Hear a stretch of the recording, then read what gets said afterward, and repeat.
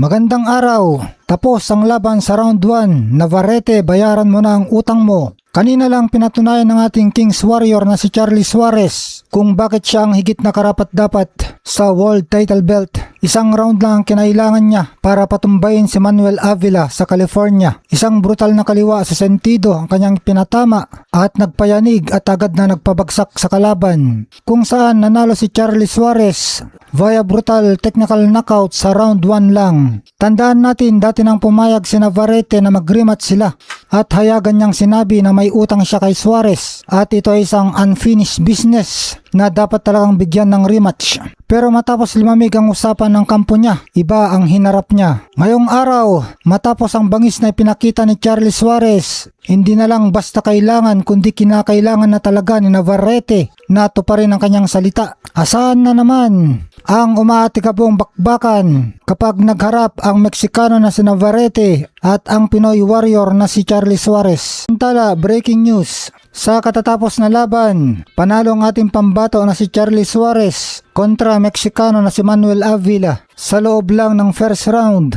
pinabagsak niya at ninakaut ang kanyang kalaban sa pamamagitan ng suntok ng kanyang kaliwang kamao sa sentido ni Manuel Avila. Kaya dahil sa impresibo na brutal na knockout na panalong ito ni Charlie Suarez, masasabi natin na wala nang takas si Manuel Navarrete. Mahigit isang taon nang lumipas mula nang ipagkait kay Suarez ang tagumpay na nararapat para sa kanya. Kung tama lang ang ruling sa kontrobersyal na laban nila ni Navarrete noong isang taon, dapat technical knockout winner na si Suarez noon pa. Imbes na harapin ang mandatory challenger, pinayagan pa ng WBO si Navarrete na unahin ang unification laban kay Eduardo Nunez noong Pebrero. Ngayong hawak na ni Navarrete ang WBO at IBF Super Featherweight titles, lalong lumakas ang panawagan. Ibigay na ang rematch. Pero ang balita, gusto na naman niyang umiwas at unahin si WBC champion o Shaki Foster. Pero sa panibagong pasabog ni Suarez ngayon, napanatili niya ang kanyang malinis na record,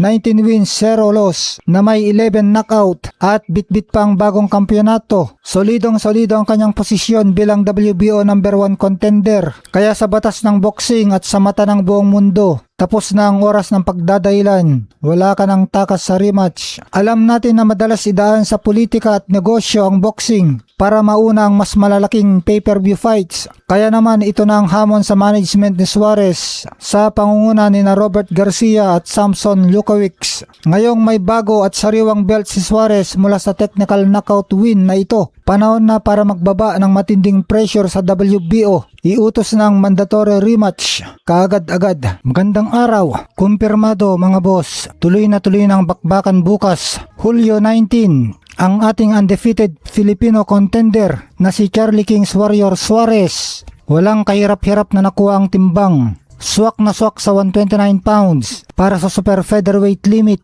Pero ang kanyang veteranong Mexicanong kalaban na si Manuel Avila nag-overweight. Tumimbang siya ng 131.2 pounds. Sobra ng higit 1 libra sa 130 pound limit. Binigyan siya ng 2 oras na palugit para magbawas. Pero sa kasamang palad, opisyal na siyang declared na overweight dahil hindi na kinaya ng kanyang katawan na habulin ng timbang. Pero tuloy pa rin ang salpukan. Walang kanselasyon na naganap. Pero dahil si Suarez lang ang pumasok sa tamang timbang, ang bakanteng WBO International Super Featherweight title ay para lang sa kanya. Kung si Avila ang manalo, mananatiling bakante ang corona. Asahang may matinding penalty o fine mula sa premyo o purse na Avila na direktang ibabayad at mapupunta sa ating pambato na si Charlie Suarez. Ang kanilang salpukan ay gaganapin sa National Orange Show Event Center, Sabado ng gabi sa Amerika. Linggo naman, Hulyo 19, dito sa Pilipinas. Kaya abangan natin ang laban. May pagpatuloy kaya ni Charlie Suarez ang kanyang perpektong kartada o makasilat ang determinadong si Avila? Magandang araw. Pilipino versus Meksikano. Charlie Suarez itatay ang lahat kontra kay Manuel Avila ngayong linggo. Bilis ng isang Olimpiano, tibay ng lahing Meksikano. Ngayong Hulyo 19, oras sa Pilipinas, haharapin ng walang talong Pinoy boxing star na si Charlie Kings Warrior Suarez. May record na 18 wins, 0 loss, 10 knockout wins. Ang mapanganib na Mexican-American veterano na si Manuel Avila. May record na 26 wins, 2 losses, 1 draw, 9 knockout wins sa National Orange Show Event Center sa California. Hindi lang simpleng depensa ng kanyang WBO International Super Featherweight title ang laban na ito. Ito ang huling harang para sa pinakahintay na world title rematch ni Suarez laban sa kampiyon na si Emmanuel Navarrete ngayong darating na Setyembre. Matapos baguhin at gawing no contest ang controversial nilang unang pagharap noong Mayo 2025 kung saan muntik nang mapabagsak ng Pinoy ang dugoang kampiyon. Opisyal na inuutos ng WBO ang rematch. Ngunit bago makuha ang hustisya, kailangan muna niyang lampasan ang mapanganib na tune-up fight na ito. Itataya ni Suarez ang lahat, ang kanyang malinis na record at ang kanyang mandatory challenger spot. Isang pagkakamali lang, pwedeng maglaw ang pangarap na maging world champion. Ala Sugar Ray Leonard ang galawan ng walang talong Pinoy. Kaya naman mapanganib na kalaban si Suarez ay dahil sa kanyang kakaibang kalibre sa ibabaw ng lona. Para sa mga mapanuring boxing fans, nakikita sa mga galawan ng Pinoy ang bagsik ng volume punching at counter-attacking na may hahalin tulad sa boxing legend na si Sugar Ray Leonard. Ang kombinasyong ito ng bilis, suwabe, ngunit nakamamatay na mga kontrasuntok at walang humpay na pagpapakawala ng kombinasyon ang dahilan kung bakit nananatiling walang dumi at walang talo ang kanyang record. Ang panganib kay Manuel Avila. Kilala si Avila bilang isang scientific boxer, madiskarte, matibay ang panga at may mga panalo laban sa mga dating world champion gaya ni na Rene Alvarado at Juan Dris Salinas. 2 beses pa lang siyang natatalo sa buong karera niya at parehong elite champion lang ang nakagawa nito sa kanya. Banta sa interview, ayaw kong matalo. Sa naging interview kay Suarez bago ang laban, ipinakita niya ang matinding respeto sa kalaban. Pero nananatili ang nag-aalab niyang kumpiyansa. Alam kong naganda ng gusto ang kalaban ko at ayaw kong matalo. Kaya naman naganda rin ako ng gusto at gagawin ko ang lahat para manalo.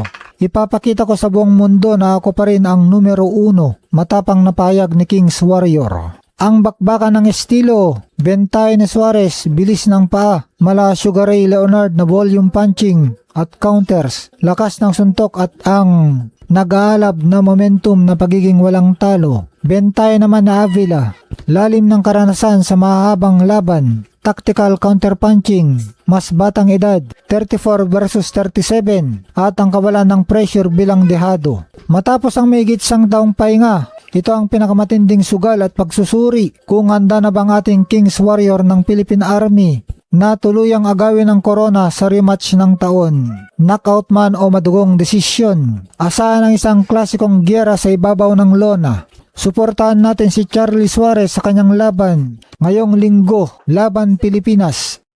Magandang araw! Tapos ang laban sa round 1. Navarrete, bayaran mo na ang utang mo. Kanina lang pinatunayan ng ating Kings Warrior na si Charlie Suarez kung bakit siya ang higit na karapat-dapat sa world title belt.